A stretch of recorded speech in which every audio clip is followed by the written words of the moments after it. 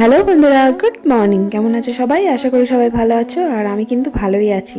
ডাক্তারের ওষুধ খেয়ে এখন একটু ভালোই আছি, মানে আগের থেকে অনেকটাই সুস্থ আছি। তো সকালবেলা থেকে ব্লগটা শুরু করা হয়নি, একটু দেরি হয়ে গেল। একটু বেলা থেকেই করলাম। ভাবলাম ভিডিওটা আজ করবো না, তবুও করে ফেললাম। তো আমার কাজ সব ওদিকে হয়ে গেছে আর আমি নিচে এলাম। নিচে এসে ভাত বসিয়েছি, ভাত হয়নি এখনো। আর কালকে সেই সামা চালের খিচুড়ি করেছিলাম না, খিচুড়িটা না পাতলা হয়ে গেছিলো খুব। তো এবার সব খিচুড়িটা আমি খেতে পারিনি। তো সেই খিচুড়িটা প্রেশার কুকারটা আর কি নিচে নিয়ে আসলাম। আর আজকে হবে যে ওই এঁচোড় এনেছে, এঁচোড় রান্না হবে। তো ওই প্রেশার কুকারটা আমি আর ধুলাম না, ওর মধ্যেই খিচুড়িটা নামিয়ে নিয়ে ওর মধ্যে প্রেশার কুকারে ওই এঁচোড়টা সেদ্ধ করতে দিয়ে দিলাম। এঁচোড়টা খুবই ছোট কুশি এঁচোড়, তো তার জন্য সেদ্ধ করতে হবে প্রেশার কুকারে। আর যদি একটু বড় সাইজের হতো তাহলে আবার কড়াইয়ের মধ্যে সেদ্ধ করলেও হতো। প্রেশার কুকারে সেদ্ধ করলে একটু নরম হবে, বেশ ভালো লাগবে খেতে। তো তার জন্য প্রেশার কুকারে বসিয়ে দিলাম। আর ওদিকে আমার ননদের ছেলে আর গুবলু খেলা করছে। আর বড় ছেলের তো আজকে স্কুল নেই, ছুটি। সেই জন্য ও বাড়িতে বসে আছে, মানে পড়তে গেছিলো, পড়ে বাড়ি আসলো। আর আজকেও সেই সজনে ফুল আর সজনে ফুল বাজারে। সত্যি করে আমার জেঠু আজকে বলছিল, জেঠু শ্বশুর বাড়ি এসে বলছিল যে সজনে ফুল বাজারে 30 টাকা করে প্যাকেট, মানে একটা পলিথিনের প্যাকেটে আছে অল্প কটা, সেগুলো 30 টাকা করে দাম। কিন্তু আমাদের বাড়িতে কত দেখো। তো যেটুকু বললাম যে অনেকগুলো আছে, বিক্রি করলে করে দিতে পারেন, কারণ এতগুলো লাগেও না। আমি তো কালকে কয়েকটা ফেলে দিলাম, কারণ অনেকগুলো কুড়িয়েছে।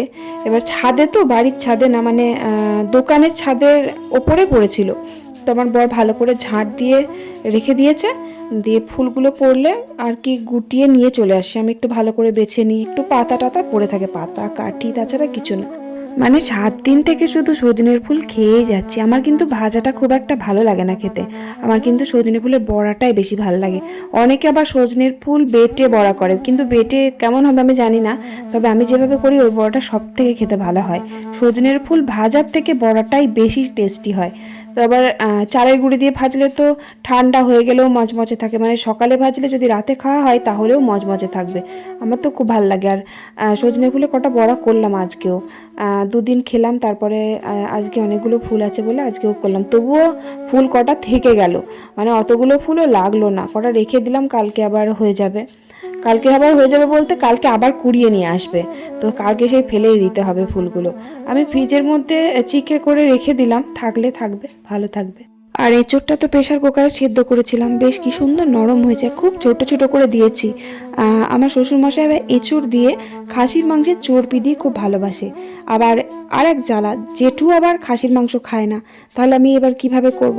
খাসির মাংস চর্বির সাথে তো এঁচোড়টাকে কষতে হয়, তাহলে আবার আলাদা করে করতে হবে। তাই জন্য আলাদা করেই এখন এঁচোড়টা রান্না করলাম। আমার শ্বশুর এত ভালোবাসতো না খেতে বাবা, মানে যখন ভালো ছিল, সুস্থ ছিল, তখন প্রায় দিনই ওরকম খাসির মাংস আনতো আর একটা এঁচোড় নিয়ে আসতো সাথে করে। ওই এঁচোড় দিয়ে বলতো খাসির মাংস আর চর্বিগুলো দিয়ে রান্না করো, মানে প্রায় দিনই এঁচোড়টা রান্না হতো খুব ঘন ঘন। তো এবার চিংড়ি মাছ দিয়ে আবার আরেকটা দেখো, এঁচোড় দিয়ে চিংড়ি মাছ দিয়ে আবার কিন্তু খুব ভালো লাগে খেতে। ওটা আবার বাবা খায় না, বাবা যেহেতু চিংড়ি মাছ খায় না, মানে এঁচোড় দিয়ে চিংড়ি মাছ করতে গেলে বাবার জন্য আবার আলাদা করে রান্না করতে হবে। মানে প্রচুর জ্বালা আছে, বাড়িতে সবাই সব রকম যদি না খায় না, খুব জ্বালা লাগে। এক একজন এক এক রকমের খাবার খায়, মানে খাই না, সে কি বলবো। আমার বরমশাই তো এঁচোড় খায়, কিন্তু চিংড়ি মাছ খায় না। কিন্তু এঁচোড়ের মধ্যে যদি চিংড়ি মাছ দিই তাহলে বেছে বেছে দিলে পারে ও খায়, মানে তরকারিটা করলে পারে খায়। কিন্তু চিংড়ি খায় না ঠিকই, কিন্তু ঠেকাঠেকি সব কিছুই খায়। কিন্তু বাবা আবার খায় না, এই এক জ্বালা। তো এবার এঁচোড় যদি নিয়ে আসে চিংড়ি দিয়ে করলে আমি কি করি বলো তো, বাবার জন্য আলাদা করে তুলে রেখে দিই, তারপরে লাস্টে চিংড়িটা দিতে হবে। কিন্তু এঁচোড়ে যখন কষি তখন চিংড়িটা দিলে কিন্তু বেশি স্বাদ হয় খেতে। যাই হোক, আলাদাভাবে এঁচোড়ই রান্না করতে হবে এবার যদি এঁচোড় নিয়ে আসে, কারণ আমাদের তো গাছে প্রচুর এঁচোড় হয়। আমাদের আর একটা যে জায়গা আছে ওখানে অনেকগুলো কাঁঠাল গাছ লাগানো আছে, অনেকগুলো। এবার সব কটার মধ্যে 2-4টে গাছে খুব এঁচোড় হয়। আগের বার তো কাঁঠাল নিয়ে এসেছিল আমার, না ওই যে কাঁঠালের মধ্যে যে গলা গলা যে কাঁঠালগুলো হয় না, ছোট্ট ছোট্ট রোয়া হয়, ওইগুলো খেতে খুব ভালো লাগে। আবার অনেকে আবার খাজাটা খেতে খুব পছন্দ করে। কিন্তু কাঁঠাল তো আমি আগে খেতামই না, গন্ধই সহ্য হতো না। এই বিয়ের পর শ্বশুরবাড়ি এসে কাঁঠাল খাওয়া শিখেছি, আগে একদমই খেতাম না। ভালো লাগে, আবার অনেকে তো কাঁঠালের গন্ধই সহ্য করতে পারে না, আমার কিন্তু বেশ ভালো লাগে মুড়ি দিয়ে বা রুটি দিয়ে খেতে। মানে গলা কাঁঠালটা ছোট ছোট রোয়া হবে, ওটা খেতে ভালো লাগে, খুব মিষ্টি হবে। আমাদের কাছে কিন্তু ওরকমই কাঁঠাল হয়। যাই হোক, তো মাছ এনেছে, বাটা মাছ, চারাপোনা মাছগুলো। মাছগুলো কিন্তু সর্ষে বাটা দিয়ে ঝাল করলাম আজকে। আমার বড় ছেলে এইরকম মাছ আনলে শুধু সর্ষে বাটা দিয়ে ঝাল করতে বলে, ও খুব পছন্দ করে এরকম, তাই জন্য ওই মাছগুলো আজকে ঝাল করলাম। মা বলছিল যে আলু বেগুন বড়ি দিয়ে মাছগুলো ঝোল করো। মাছ কিন্তু অনেকগুলো এনেছে, অর্ধেকটা রান্না করেছি আর অর্ধেকটা কালকে হবে। কালকে না হয় বড়ি দিয়ে মাছ বেগুন দিয়ে তরকারি করে দেবো মাকে, আজকে শুধু ঝালই করলাম। ব্যাস ব্যাস রান্না শেষ করে ছাদে এলাম আর দেখলাম কালকে যে গাছগুলো লাগিয়েছিলাম গাছগুলো লেগেছে কিনা। এখনও কিন্তু লাগেনি গাছগুলো, দেখা যাক, কারণ যে পাতাগুলো কেমন একটু মানে ঝিমিয়ে গেছে। কালকের দিনটা না গেলে বোঝা যাবে না।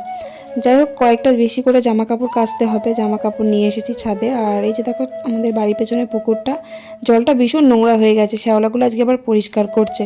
এই জলটা এত নোংরা লাগে কি বলবো। এই জলটা কিন্তু আমি আগে চান করতাম, আমাদের তখন কল ছিল না, আমাদের মিনি, এখন তো মিনি বসিয়ে ফেলেছে। জলের খুব সমস্যা আমার শ্বশুরবাড়ি এখানে জলের যে কি সমস্যা, মানে কলপাড়ে যে কি মারামারি ঝগড়াঝাটি হতো তার ঠিক নেই। আমাকে তো আমার শাশুড়ি মা কলপাড়ে যেতেই দিত না জল আনতে, এমনকি চান করার জলটাও মা আমাকে রাস্তার কল থেকে বয়ে এনে দিত, চান করার জলটাও। তখন নিজেরই খারাপ লাগতো, মা আমাকে জলই আনতে যেতে দিত না, গেলে পরে বলতো তোমাকে যেতে হবে না, আমি যাচ্ছি। আবার নিজেরই খারাপ লাগতো, তখন কী করতাম যেন, পুকুর থেকে বালতি করে জল নিয়ে এসে চান করতাম। সবাই হাসতো যে পুকুর থেকে কেউ বালতি করে জল নিয়ে এসে চান করে, কি করব বলো তো, কেমন যেন একটা লাগে না। আমার চান করার জল উনি তুলে দেবে, কেমন একটা খারাপ লাগে না। তারপর থেকে পুকুরে চান করা অভ্যাস করলাম। পুকুরে তো আইবুড়োবেলায় যখন বিয়ের আগে তখন কিন্তু চান করতে যেতাম, বাড়িতে কল ছিলই, তো তারপরও পুকুরে চান করতে যেতাম সবাই মিলে পাড়ার বান্ধবীদের সাথে, বেশ মজা লাগতো তখন। তো তারপরে আস্তে আস্তে পুকুরে চান করাটা অভ্যাস করলাম, পুকুরেই জামা কাপড় কাচাকুচি করতাম, চান করতে যেতাম। তারপরে আস্তে আস্তে যখন আমাদের কলটা হলো তখন আবার বাড়িতেই চান করা শুরু করলাম।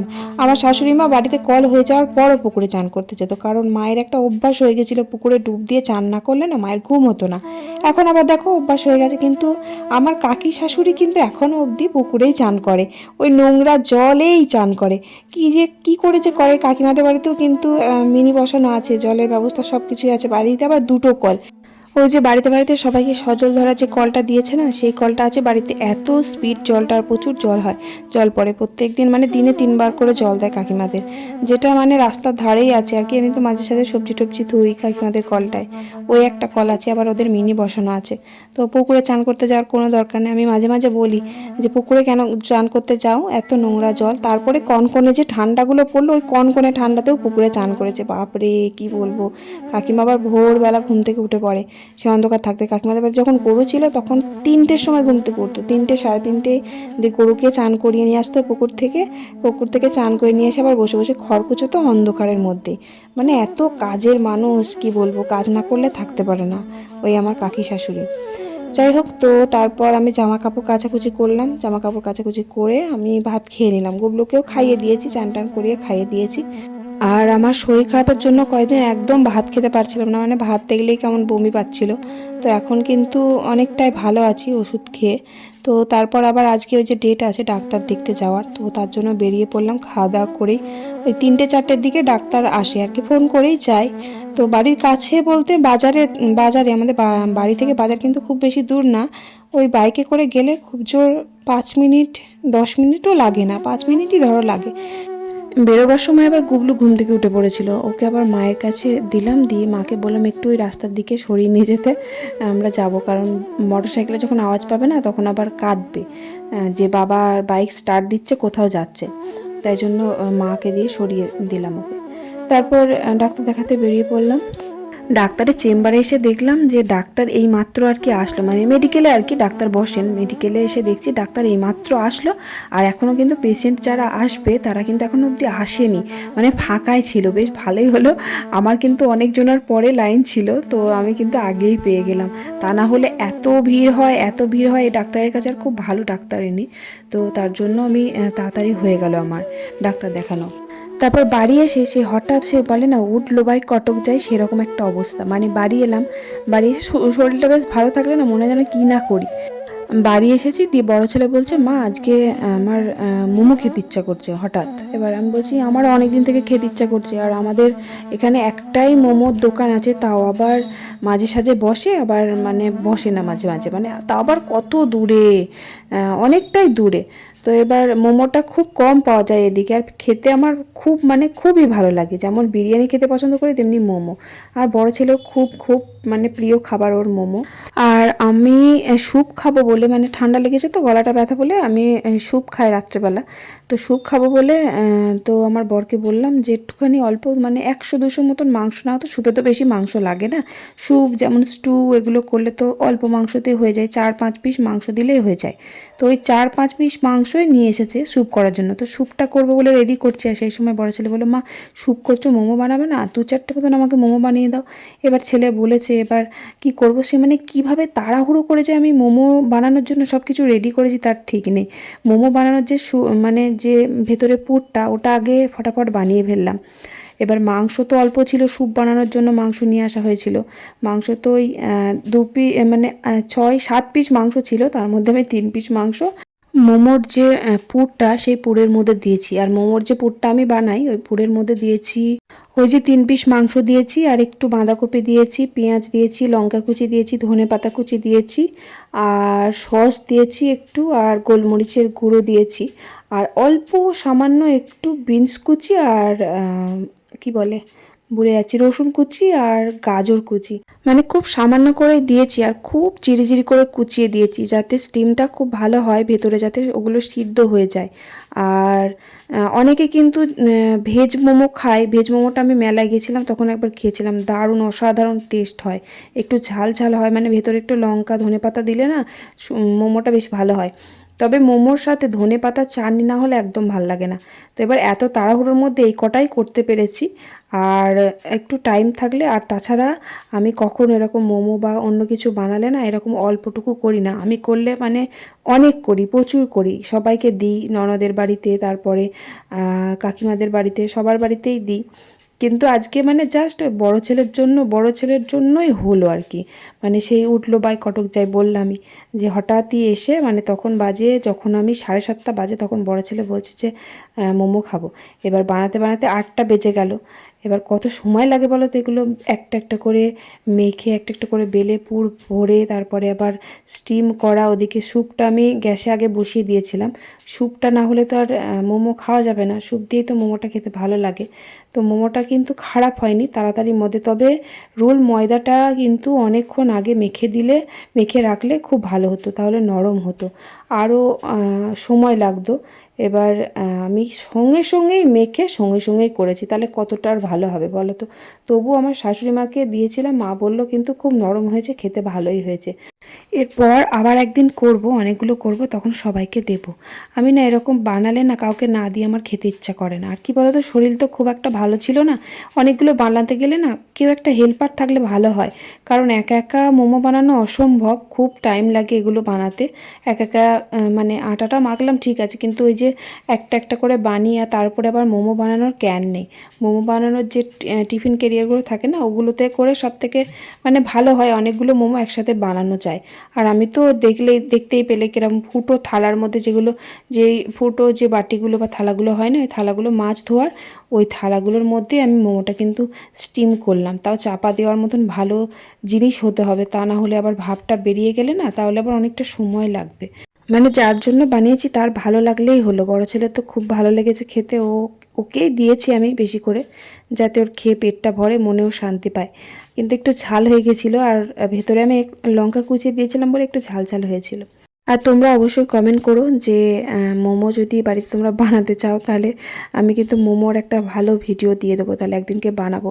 কমেন্ট করে জানিও যে দিদিভাই তুমি মোমোর ভিডিও একটা দিও, কিভাবে বানালে, মানে বাড়িতে তোমাদের ধরো খেতে ইচ্ছা করলো, তোমাদের বাচ্চাদের যদি খেতে ইচ্ছা করে, ছেলে মেয়েদের, তখন বানিয়ে টুক করে খাওয়াতে পারবে, সেরকম সহজ পদ্ধতিতে একদম টুকুস করে বানিয়ে ফেলতে পারবে, সেরকম আমি একটা ভিডিও দিয়ে দেবো।